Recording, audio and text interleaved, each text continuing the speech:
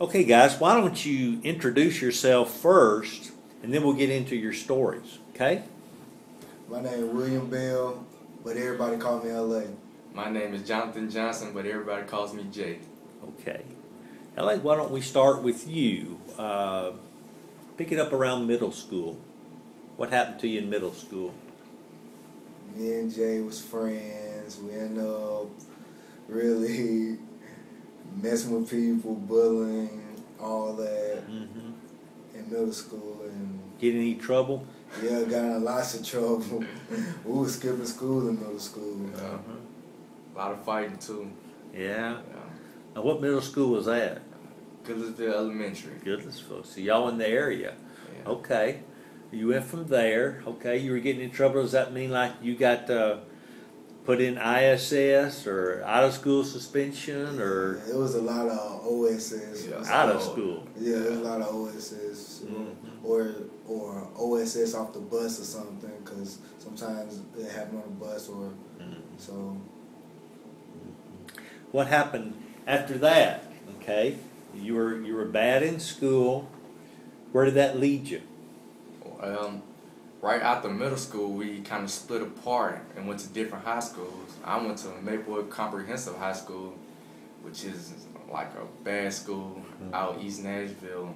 Got in a lot of bad activities such as robbing, stealing, fighting, skipping school. I never went. And as for me, I went to Hunters Lane High School, where I got into the gang life, was always in trouble. My name was always into something around the school. Then after that, I was just kept picking the wrong people to hang around. Like, I knew it was wrong, but I kept doing it. Why? Was it because they were just friends to you? Nah, because at the time it was like, Was it cool? nah, it wasn't cool. It was like, I really didn't have none, and I was like, shoot, either they tell me how to get some money fast, really. That's how I was thinking, like, I wasn't really using my head. Where'd that lead you to? It led me to Woodland Hills, Detention center. at the detention center. Then really when I stayed in the detention center, that led me into really calm down and to use my head and say, okay, you can really move forward out of this. Like, you don't really have to listen to these other guys because they're telling you something. You can really do something, really improve yourself. And really my granny and my mom always pushed me to say, oh, yeah, you can do it, you can do it, you can always do whatever you want. And then the people just kept motivating me, like. What got you from Woodland Hills to here, to New Transitions? I went from Woodland Hills, then I stepped down to NTC. I went from NTC, I left there, I united back with my family, got back to there, stayed with my moms, and then my girlfriend, Christina, she knew this guy named Josh Connor.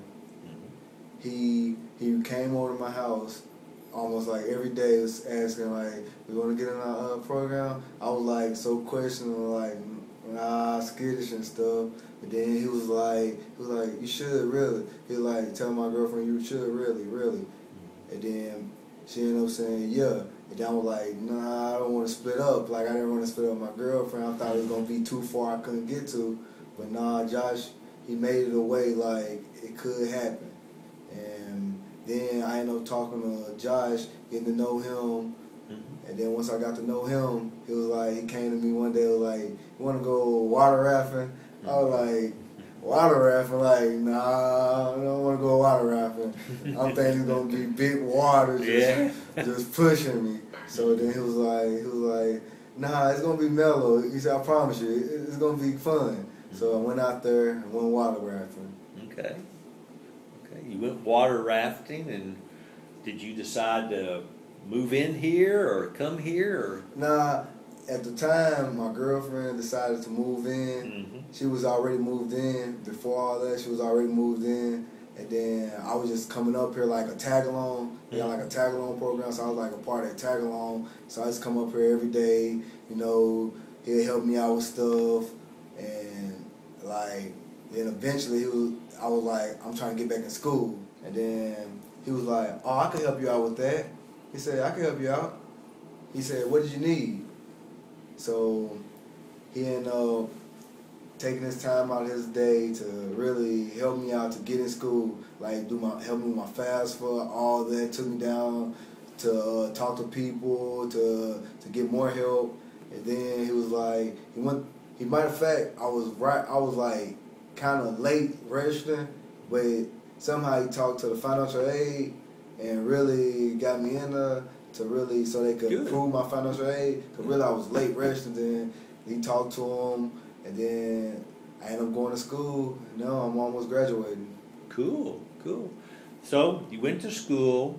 Did you end up moving in here before you got with Jay, or how did that happen? You and Jay hook up again?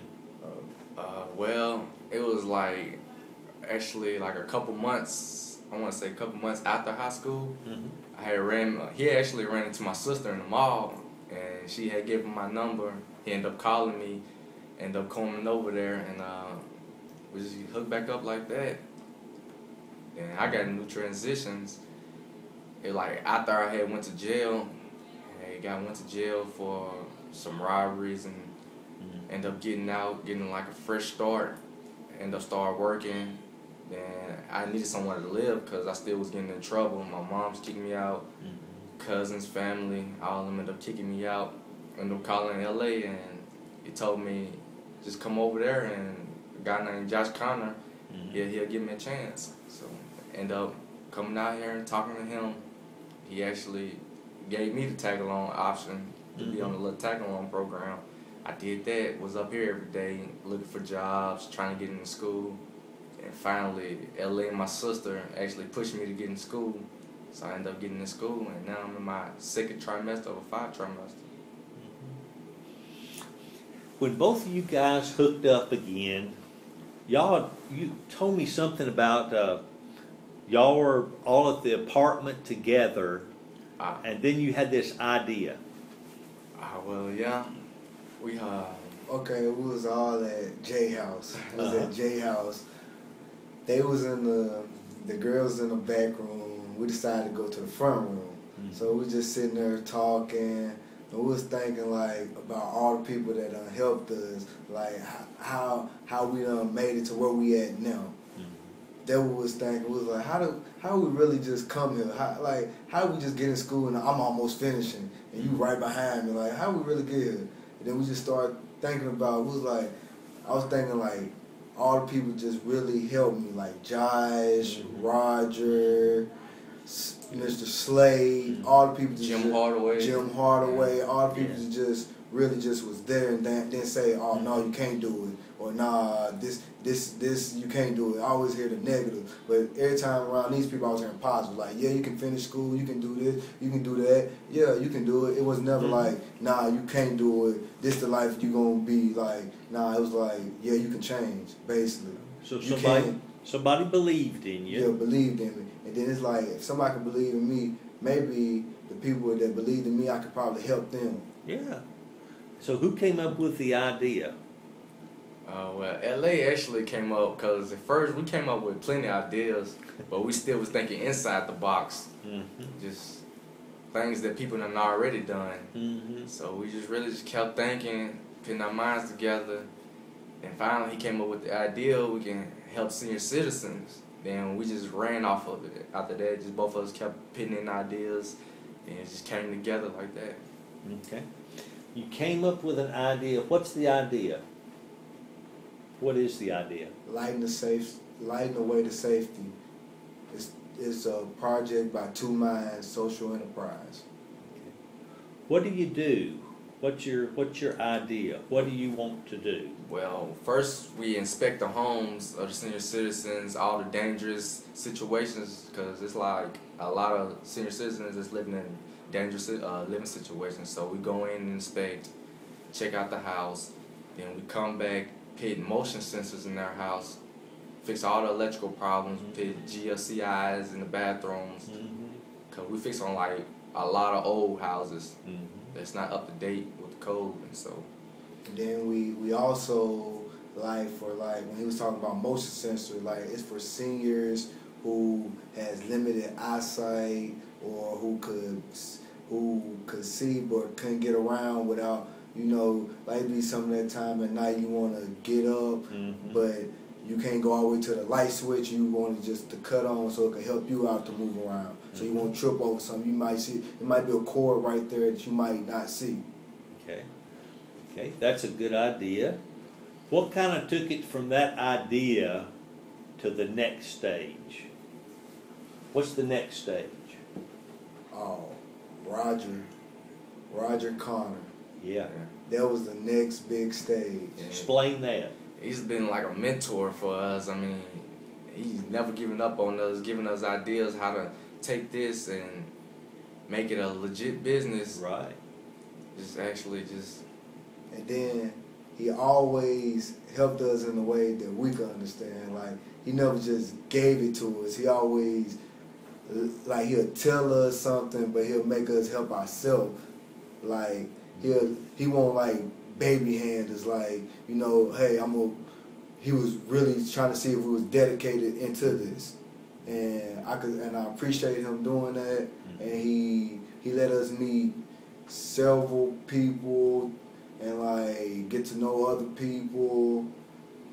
And so he brought in other resources for you. Did it kind of really build inside of you as he'd bring these people in? Did you start believing more that it could really happen?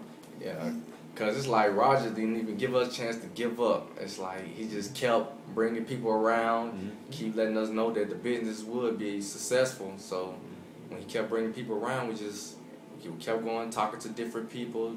I remember like he told us, he said, I ain't gonna let y'all give up because I'm gonna put a torch to your butt. Well, that's good. I remember we all just had a kind of, I think when I was with y'all, we had kind of a brainstorming session. What kind of happened in there? We all just put our minds together? Oh yeah, we all just was sitting in the room. We all was just thinking like, okay, we want the business to be sustainable. So we was all brainstorming how we could make the business be sustainable. Cause like, you know, there was a lot of business out there that's starting, but like y'all was trying to make us level, like showing how, cause y'all done had a lot of business and worked a lot of business, so y'all was basically just really showing us how to make it sustainable. Right. And then Roger kept bringing in other resources, and kind of it generates other ideas, doesn't it? Yes. Yeah. So what's your hope now? What are you thinking can happen now? Well, I'm hoping we can change the lives of some people that's just out there, because, I mean, we actually went to his home where it was just terrible. I mean, none of the lights really worked, just bad living situations. I mean, wasn't a GF5 in the bathroom where it's supposed to be, like, and then he had like the wall was slick, so like water could just mildew up there and leak down. And the light fixtures, they were hanging, the wires sticking out. Oh, wow. The garage door, I mean, it's like has a rope around it, like just to weld it shut. And I mean, this lady, her house has been broken into several times. She has no lights to cut on the outside, so it's just like it's really dark over there. So it's like an easy target. So we want to make it safer for her. So. But this woman that you mentioned, Jay, I don't believe she's got a lot of money. No, she's living on a fixed income and really can't afford anything. She really can barely even get around. Like, she's in a wheelchair, and she is like, her leg is just like, she's in a wheelchair. She's not movable. She has no one in the house with her. She lives by herself. Well, how can she afford to have two people come out and do this work, help her with that. You know, how could she afford that? She can't. She can't. So we was hoping if the community could help us, could somebody stand up and help us with this situation? Because, I mean, we'll do the work for free. We just want to make it safer for our living situation. That's why we need people just to pitch in and help us buy the equipment. Now, who are people that you're wanting to help buy the equipment? Churches and... maybe churches. Maybe a church could do what? They could sponsor maybe some person in their church? Like sponsor like a particular person that fixed the stripping we talking about. Or a couple people, or give us reference of people that's probably in the church that really need this this serious problem we talking about. And like social service agencies. They might know of people and they could call you and refer. Originally, you were kind of looking for what, a grant or some funding that would help you with the people without incomes that were kind of poor? Yes, we was. We were looking for the people that was like really couldn't afford it, was making it like months a month, and that we could get a grant and probably help those people that's really in need. So there probably are some funding sources out there. It takes a lot of knocking on doors to get to those, right? Also, wouldn't you kind of want to mix the people that you were serving? Kind of, some of them maybe had a little bit of money so you could get paid, and some of them had none.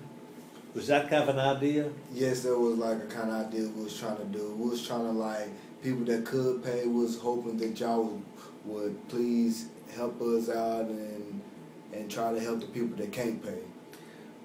You two guys are young guys. So if y'all go through this house and you notice all these different problems that you were mentioning, Jay, how can you fix those problems? Do you know how to do carpentry work? No, sir. But we are in electrical class right now.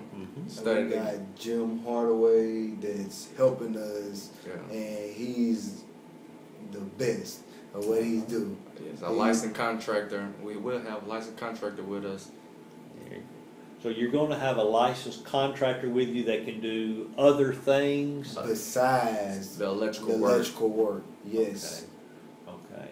And then y'all are going to kind of be hooked up with maybe either new transitions or work with me at the Madison Family Resource Center so you can develop a reputable business. Yes, we was hoping we could be both, like New Transition and the Madison Resource.